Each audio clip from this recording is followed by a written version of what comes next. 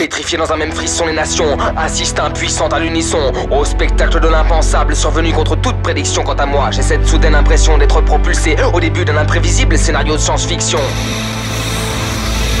Les médias nous abreuvent d'un flot quotidien de haine et d'horreur. Là-bas, certains, paraît-il, commencent à parler honneur, réclamer vengeance et guerre sur la terre entière comme aux pires heures. Dans l'immédiat, partout autour de moi, la paix toute relative s'imbibe de tensions presque palpables. On brasse de l'air, on maudit, on s'affole, on cherche des coupables, on s'agresse. Les foules finissent parfois par devenir folles dans les cités infestées de manifestants inquiétants. Le stress transpire, je crains l'incident qui nous ferait basculer vers le pire. Mon bouillant petit frère parti là-bas, moi plus sage ou trop lâche peut-être, derrière ma fenêtre retranchée pour échapper aux reproches. Et dehors des hordes de monde dans une pression plus forte encore, de foule au fer rouge chauffé s'infiltre et se faufile partout, des fils devant les rues barrées, défie une police déployée en masse pour éviter ou le serpent de s'entre-dévorer. Le choc a fait quel mot le dire, j'ai cette incontrôlable envie de vomir, et je ne cesse de me maudire, moi pitoyable naïf, d'avoir pu penser que la paix pourrait surgir des protocoles. Mais au sommet, désormais, on voit la en pure perte et la radio colporte déjà que la guerre est à nos portes. ONU aurait implosé, les nations désunies se lancent dans la danse, mais dans des camps opposés. Et ici la même peur paralyse un par un tous les visages de ceux qui sentent un cortège de mauvais présages précéder cette chose qui s'approche et que pour la première fois réellement on envisage. Cette nuit, une radio diffuse, sous perfusion, une information pour le moins confuse. Là-bas, hier, de nouvelles armes de guerre, des régions entières rayées de la carte. C'est tout, on refuse de nous en dire plus. Pourtant, le fameux scoop non confirmé a vite fait le tour du territoire, affolant et enflammant dans les foyers, propageant une épouvante contagieuse comme Ebola. Et qui me frappe à mon tour, confusion plus frayeur égale panique. Le chaos s'installe dans la capitale, l'émeute matinale, vitrines brisées, voitures incendiées, jet de pierre, individus piétinés sans pitié, puis cocktail molotov, affrontement musclé entre police et milices improvisées, partisans opposants, militants, le sang commence à couler en quantité. Et le ton monte encore d'un cran quand les armes à feu font leur entrée dans la mêlée au son des sirènes et des hurlements au beau milieu des pillages, barricades, braquages et même lynchage. C'est l'instinct de survie qui ressurgit, plus de limites, plus de loi, plus d'état, seulement un état de siège du jamais vu. Dans l'étendue des dégâts et l'étalage de barbarie dans la rue, les morts s'amassent. Ce n'est qu'au crépuscule que la masse se dissipera dans une scène incroyable. La populace qui détale, trahie par les militaires qui n'interviennent que pour tirer dans le tas.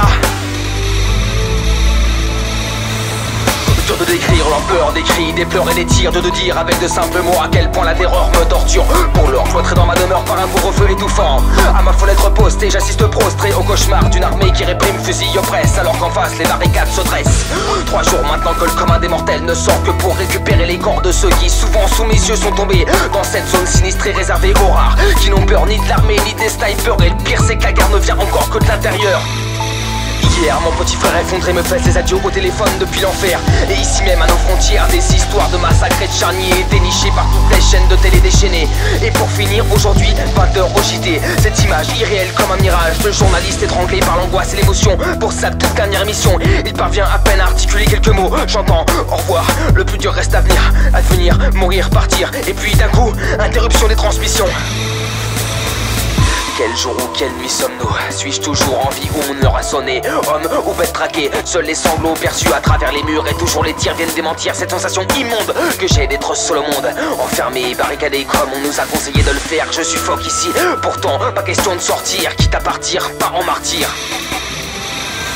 Silence total, il fait chaud, comme dans un four depuis des heures et des heures, peut-être des jours, comment le saurais-je? Aucun bruit, rien de rien. Je ne cesse de ressasser de noires pensées qui me maintiennent éveillé. Ce putain de sommeil qui ne veut pas me gagner. 1000 fois que j'arpente ma foutue prison dont je connais tous les motifs, à fond les tapisseries, du sol au plafond, je deviens fou furieux, c'est sûr, à force de tourner en rond, comme un fauve affamé dans une cage trop étroite enfermée. Alors tant pis, je ne tiens plus, trop besoin de voir l'air libre. Dans un effort, j'enfonce sans ménagement mes barrières, un pied puis tout le corps dehors sur le palier. Toujours pas âme qui vive rien, seul les pulsations de mon cœur qui bat si fort dans un silence de mort. Descendre les escaliers, sensation insensée de flotter, de n'avoir et de n'être plus que des souvenirs. Endormis ou réveillés, peu importe pour l'instant, il s'agit simplement de sortir, atteindre cette maudite porte. Plus qu'un pas, ça y est, je la pousse. Toute cette lumière m'empêche de voir, c'est mon imagination ou un cauchemar, parce que je distingue du béton désarmé et un ramassis de cadavres sans tombe, le macadam maculé du sang des macabées. Et moi suis-je intrus dans ce décor inanimé, encore vivant ou mort moi aussi, encore debout, assis, à genoux, couché par terre, en train de pleurer, crier, rire, courir. Je n'en sais rien, je ne saurais dire parce que je ne sens plus rien. Mon cœur, mes bras, mes jambes m'ont quitté. Je le sais parce que je les vois. Et je me vois, je suis inanimé sur le sol et je ne bouge plus. Au fait que je me réveille, faites que je me réveille, faites que je me réveille, faites que je me réveille, que je me réveille.